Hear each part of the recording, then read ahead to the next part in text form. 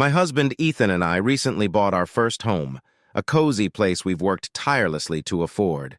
I'm 24, he's 26, and neither of us come from money, so everything we've achieved has been through our own hard work. We've always been close to my side of the family and see them almost daily, although I've always been a bit of an outlier, being the only one to firmly set boundaries. That tendency to stand my ground has led to tension before, but nothing quite like what's happening now. About a week after moving in, I got a text from my sister, Olivia. She's 27, charismatic, and very much used to being the center of attention in our family. Her message was an invitation to her birthday party, except she had decided to host it at my new house. The audacity floored me. She had briefly mentioned this idea a few days earlier, and I'd clearly told her I wasn't sure. We were still drowning in boxes, trying to unpack, and honestly, the thought of hosting a party, especially one with extended family, was overwhelming.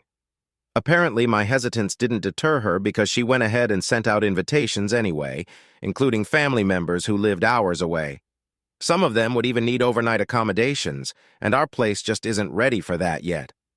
We're short on furniture, beds, and, frankly, patience.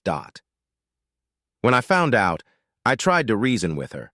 I told Olivia that while I'd love to celebrate her birthday, I wasn't ready for something so big so soon. I offered a compromise, maybe a smaller, more intimate gathering with just our immediate family and a couple of her close friends. I explained how this move had been a huge adjustment for me, and I wasn't emotionally or physically prepared to host a big event yet. To my shock, she stopped replying altogether. The next day, during my lunch break, I stopped by my parents' house, hoping to clear the air and maybe get some support. Instead, my dad met me at the door and told me, point blank, that they didn't want to see me. He accused me of being selfish and ungrateful, insisting I had hurt Olivia and the entire family by refusing her request. His words stung more than I'd like to admit. He even told me to find somewhere else to eat my lunch. I drove away feeling stunned, hurt, and more than a little betrayed. Since then, the silence from my family has been deafening. Olivia has rallied everyone against me, and now they're all demanding an apology. They've called me narcissistic, selfish, and worse. It's like my new house. Something I worked so hard for has become a symbol of entitlement to them. They see it as a venue they can use whenever they want, rather than the sanctuary Ethan and I envisioned. I'm at a loss here. Ethan has been supportive, reminding me that setting boundaries isn't wrong, but I can't shake the guilt. Am I in the wrong for standing my ground? Did I somehow blow this out of proportion and unintentionally hurt my family? Or are they the ones out of line for expecting me to sacrifice my space and peace for Olivia's party? It feels surreal to be in this position, to have my family turn on me so quickly over something that feels so basic. The right to decide what happens in my own home, the hurt is raw, and the silence from them feels heavier every day. I just want to enjoy this new chapter of my life with Ethan, but now it feels like my family sees my house as a battleground. The silence didn't last long, not in the way I'd hoped. Instead of cooling off, my family doubled down.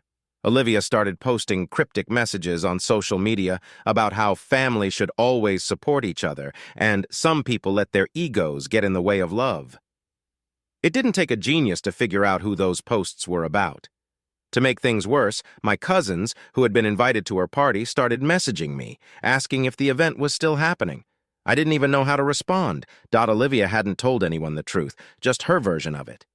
She made it sound like I had offered to host her party, then yanked the rug out from under her, leaving her scrambling to make other arrangements. I was livid, but more than that, I felt cornered. If I explained what really happened, it would just create more drama. If I stayed silent, I'd look guilty. Either way, I was the villain. Ethan, bless him, tried to cheer me up. He suggested we turn off our phones for a while and focus on the house. We spent the weekend unpacking, hanging a few pictures and making the space feel more like home.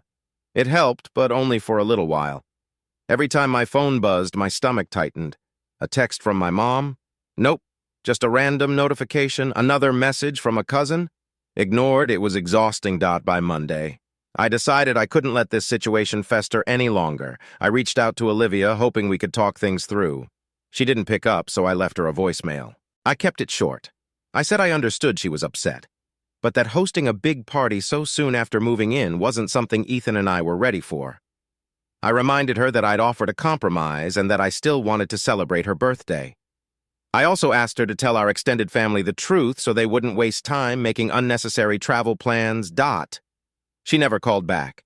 Instead, she sent me a single text that said, "I'm done trying with you." That hurt more than I expected.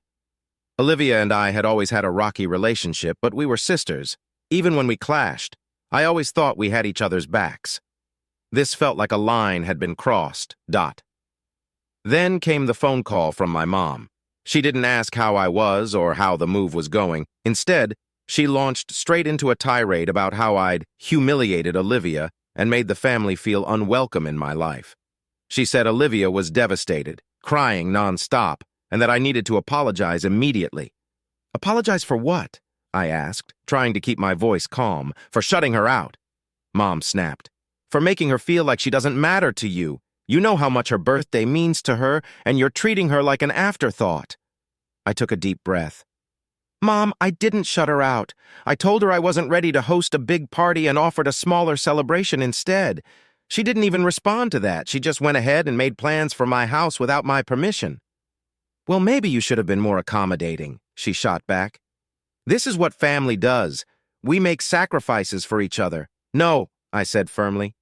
Family respects each other's boundaries. Olivia doesn't get to decide what happens in my house. Ethan and I worked hard for this place, and it's not a free-for-all venue for anyone who wants to use it. That's when she dropped the bombshell. If you don't apologize, don't expect us to come around anymore. You're isolating yourself from the family, and it's not going to end well for you. I was stunned. It wasn't just a guilt trip, it was a threat. My own mother was basically saying they'd cut me off if I didn't cave to Olivia's demands. I ended the call as soon as I could. My hands were shaking, and I felt like I couldn't breathe. Ethan found me sitting on the kitchen floor, staring at my phone like it had personally betrayed me. He didn't say anything, he just sat next to me and held my hand. I don't think this is going to blow over, I said finally, my voice barely above a whisper. No, he agreed, but that doesn't mean you're wrong. It felt good to hear that, even if it didn't solve anything. The next morning, I woke up to find out Olivia had sent out another round of invitations.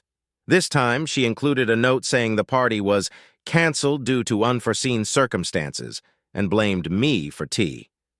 She even hinted that I'd been selfish and ungrateful. It was like she was determined to make me look as bad as possible. I spent the rest of the day dreading what was coming next. Little did I know the worst was still ahead. The fallout hit harder than I expected. By the middle of the week, my phone was a war zone of passive-aggressive texts, screenshots of group chat messages I wasn't even part of, and voicemails from family members taking sides. It felt like Olivia had weaponized the entire family against me, painting me as the ungrateful villain who had turned her back on family values. One message from my cousin Lauren stood out. It said, "Hey, just wanted to let you know we were really looking forward to seeing the new house and celebrating Olivia's birthday. It's sad how things turned out, but I hope you'll reconsider. Family comes first, after all." Family comes first. That line echoed in my head all day. It was the same phrase my dad had used when he told me to leave their house, the same argument my mom had made during her phone call. Everyone kept saying it, but it felt more like an accusation than a reminder. Ethan suggested we disconnect for a while. "Let's take a break from the drama," he said. "They're just trying to wear you down. Don't give them the satisfaction." He was right, of course, but it was hard to step away. These were the people I grew up with, people I loved, and now they felt like strangers.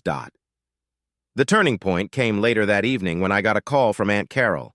She's always been the neutral party in the family, the one who tries to mediate and smooth things over.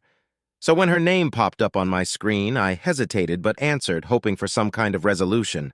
"Hey, sweetheart," she said, her tone calm and measured. "I just wanted to check in. I know things have been tense lately." "That's putting it lightly," I said, trying to keep the bitterness out of my voice. She sighed. "Look, I'm not here to take sides, but I think there's a way to fix this. Olivia's upset, your mom's upset, and honestly, I think the whole thing's gotten out of hand." I waited, unsure of where she was going with this. "What if you just let her have the party?" she said finally. "It doesn't have to be a big production, just something simple. It might be the olive branch everyone needs right now." I closed my eyes, taking a deep breath.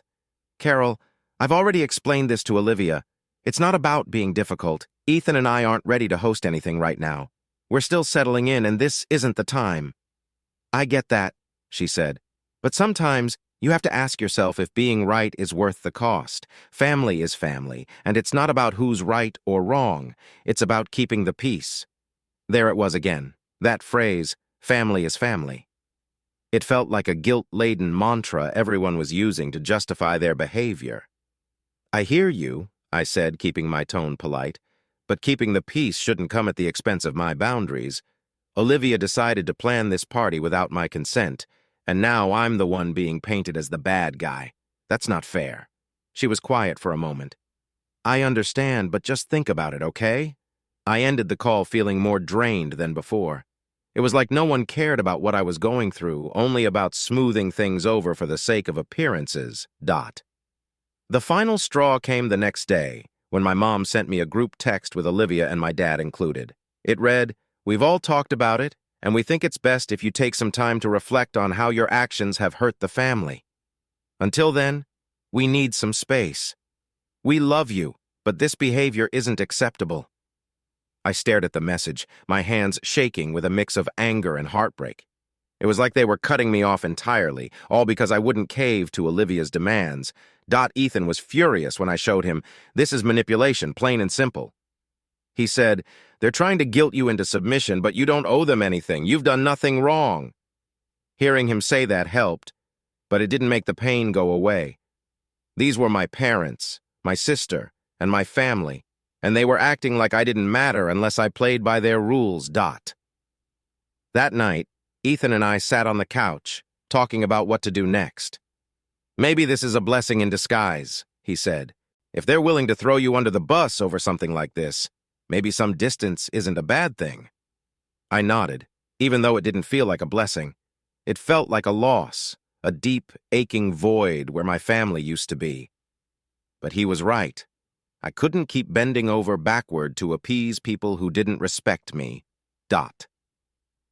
As I went to bed that night, I made a decision. I wouldn't apologize for setting boundaries. I wouldn't sacrifice my peace to keep the family's fragile harmony intact. If they couldn't see that, then maybe Ethan and I were better off without their chaos. The next few days were quieter than I expected. It wasn't the kind of peace that comes with resolution, though. It was the tense, suffocating silence of waiting for the other shoe to drop. My family wasn't reaching out, and for once I didn't feel compelled to bridge the gap. Ethan was right. If they couldn't respect me or my choices, what was the point of chasing after their approval? But the quiet didn't last. Olivia, apparently not satisfied with letting the drama fade, escalated things further. She began calling extended family members and spinning the situation into something almost unrecognizable. My Aunt Margaret, who lives 2 states away, called me out of the blue. Her voice was dripping with concern, but it was clear she'd already made up her mind about what kind of person I was. "Claire, I just heard about what's going on," she said, her tone a mixture of pity and disappointment. "Your mom and Olivia are heartbroken. Is it true you wouldn't let her have her party because you don't want the family in your new house?" I nearly dropped the phone. It was like Olivia had taken a kernel of truth and twisted it beyond recognition. "That's not what happened, Margaret," I said, forcing myself to stay calm. "Olivia planned a party without asking me. I told her we weren't ready to host something like that yet, and now I'm somehow the bad guy." "Well, I understand your side, but family is everything," she said, her voice thick with judgment. "It's just a shame you couldn't find a way to make it work." It took everything in me not to snap. I ended the call as politely as I could, but my frustration was bubbling over. Olivia wasn't just mad at me, she was actively turning people against me. I knew she loved attention, but this felt vindictive, like she was determined to punish me for daring to say no. Ethan was my rock through all of it. He never once wavered in his support. Every time I doubted myself, he was there to remind me that I wasn't the villain in this story. "You're allowed to say no," he told me. "You don't owe anyone your space or your time, even if they're family." His words helped, but the damage Olivia was doing still stung. What hurt the most was how quickly my family turned on me. They didn't ask for my side, didn't try to understand, they just assumed I was wrong. It felt like all the love and support I thought we had was conditional, and the condition was me putting their needs above my own. The breaking point came when I found out Olivia had told our cousins that Ethan didn't want her kind of people in the house. I saw red. It wasn't just a lie. It was a deliberate attack on Ethan, who had done nothing but support me through all of this. I confronted Olivia directly for the first time since this all started. I called her, and to my surprise, she answered, "Why are you spreading lies about Ethan?" I asked, skipping the pleasantries. "What are you talking about?" She replied, feigning innocence. "Don't play dumb," I said, my voice shaking with anger. "You told people he doesn't want family in the house. That's a blatant lie, and you know it." She sighed dramatically. "Claire, I don't know what you want me to say. You made your choice. I'm just dealing with the fallout." "The fallout you created," I shot back. "You planned a party without asking me, and when I said no, you turned the family against me. This isn't about a birthday, it's about control, and I'm done playing along." She scoffed. "You're being so dramatic. If you're so miserable, maybe you should take a look in the mirror." That was it. I hung up, shaking with a mixture of rage and relief. I had tried to reason with her, to explain myself, but it was clear she wasn't interested in anything but playing the victim. I realized then that Olivia wasn't going to change, and my family wasn't going to suddenly see my side. They had chosen their narrative, and I wasn't going to waste any more energy trying to fight it. Ethan and I decided to focus on what mattered: our new home, our life together, and the future we were building. If my family couldn't respect my boundaries, they didn't deserve a front row seat in my life. It hurt, but sometimes you have to choose yourself, even when it means losing people you thought would always be there. After the confrontation with Olivia, I felt a strange mix of emotions: anger, sadness, and an odd sense of freedom. For years, I'd walked on eggshells around my family, always trying to keep the peace, always trying to be the bigger person. But now I was done. If they couldn't respect me or the life Ethan and I were trying to build, then maybe the distance was a blessing. I didn't cut them off entirely, but I stopped chasing after their approval. No more trying to explain myself, no more bending over backward to make them happy. I didn't block their numbers or anything, but I let the silence between us grow. If they wanted to talk, they knew where to find me. Ethan and I threw ourselves into making our house a home. We painted the walls, hung up pictures, and slowly unpacked the last of the boxes. It felt good to focus on something tangible, something that was ours. With each small improvement, the house started to feel less like a battleground and more like a sanctuary. One evening, as we were sitting on the couch, surrounded by half-unpacked boxes, Ethan looked at me and said, "You know, it's okay to be sad about this. They're your family, and it's not easy to feel like you've lost them."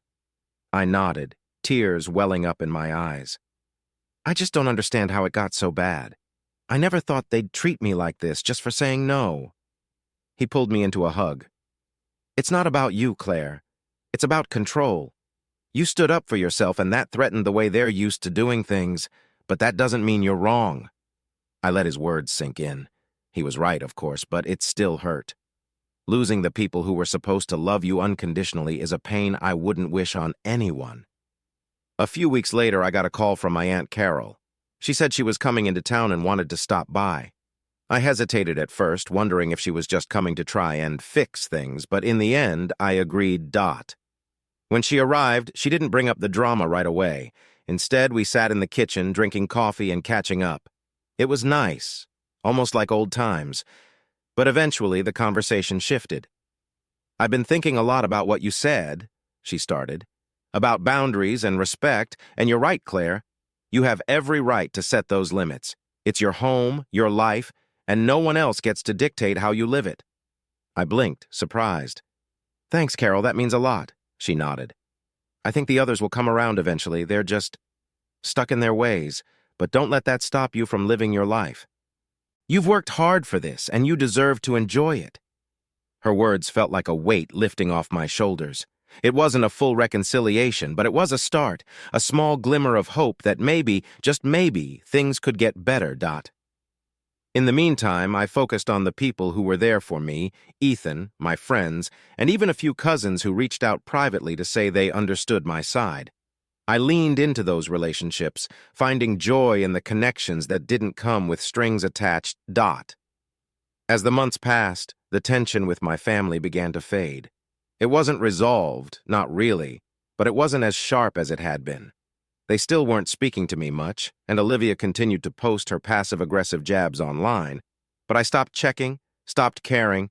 I had my life, my home, and my peace. And that was enough.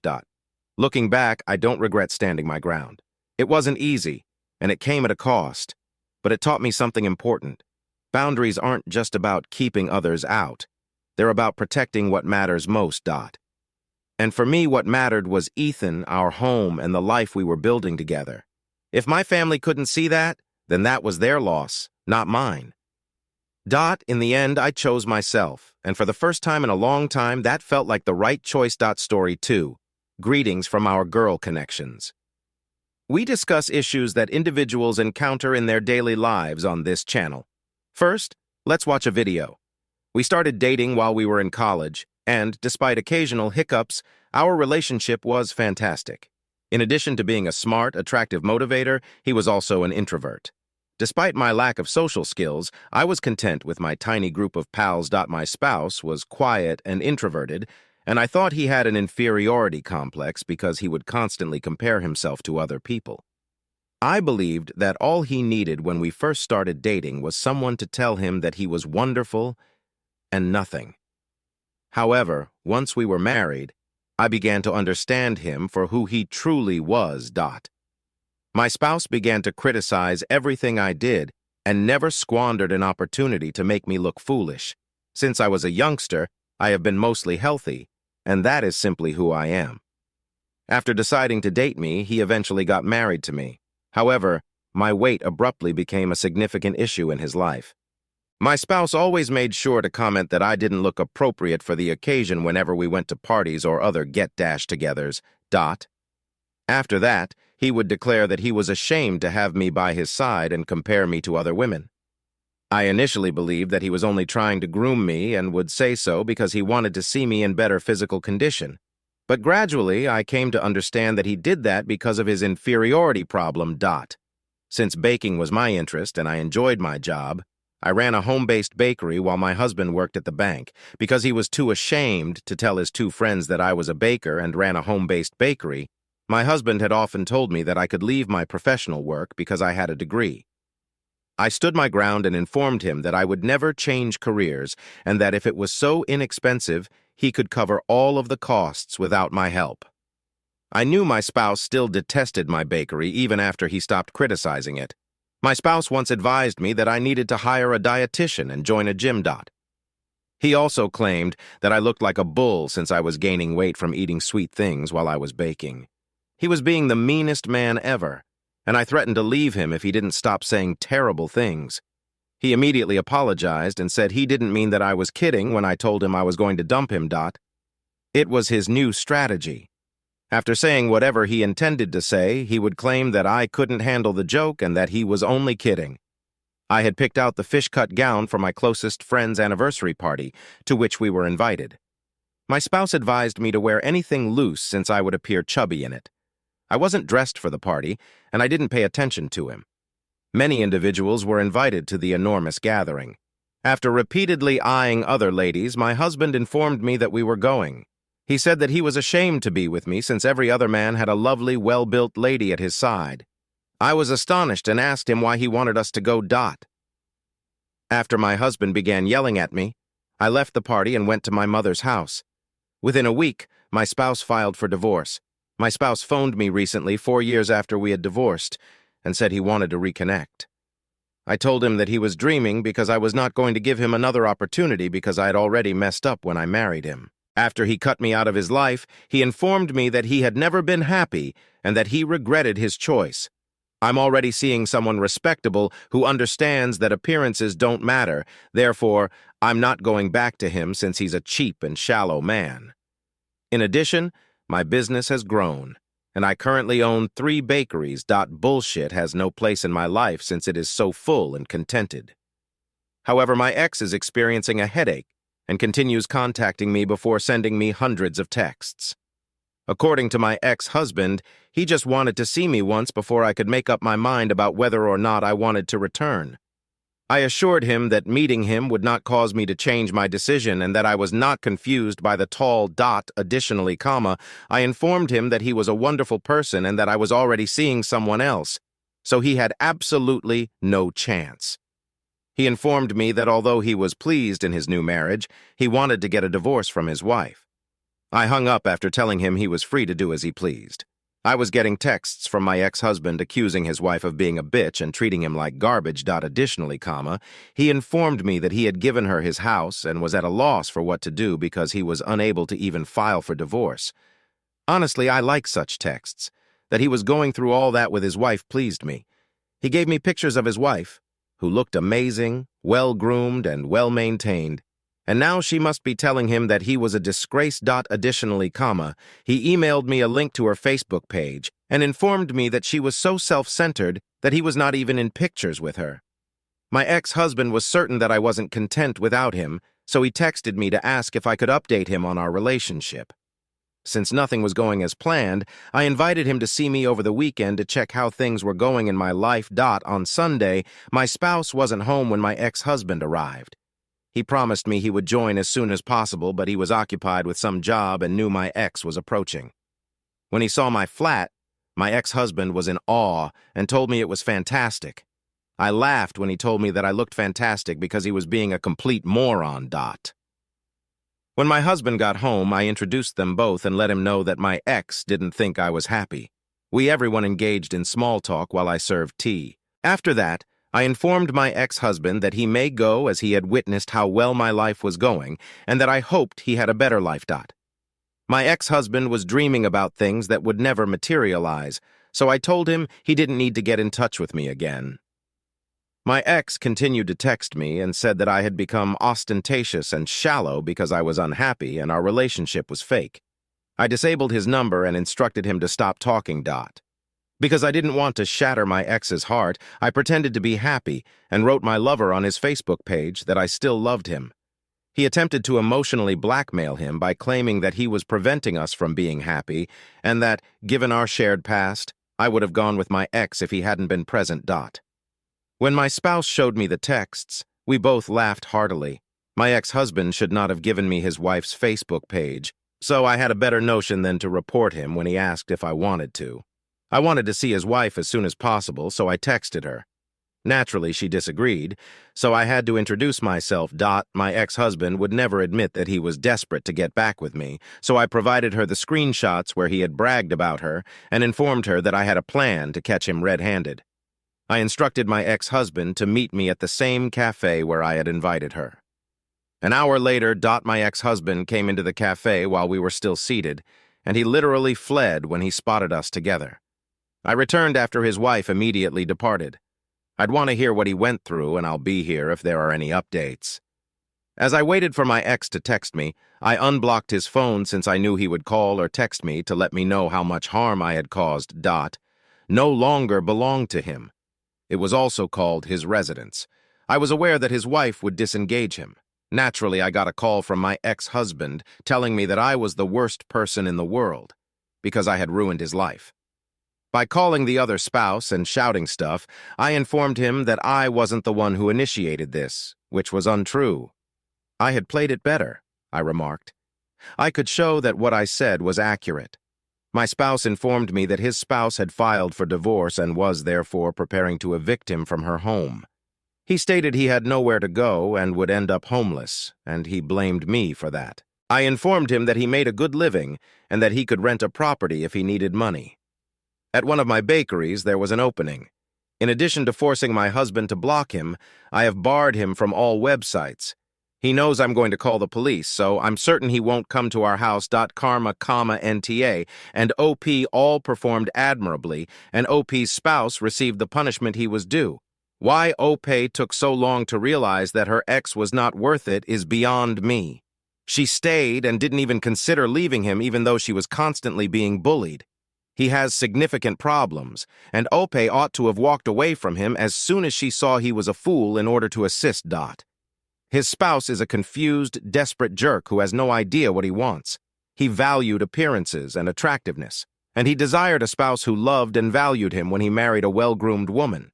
He should first reflect and determine what he truly desires. He did a good job serving. I'm hoping he learnt a lesson. The next tale. Kira and I have been pals. 4-5-year-old woman for some time. She overthinks things and is often a little nervous. Kyra started feeling a little ill a few years ago, but it took a long time for her to be diagnosed with a genuine condition.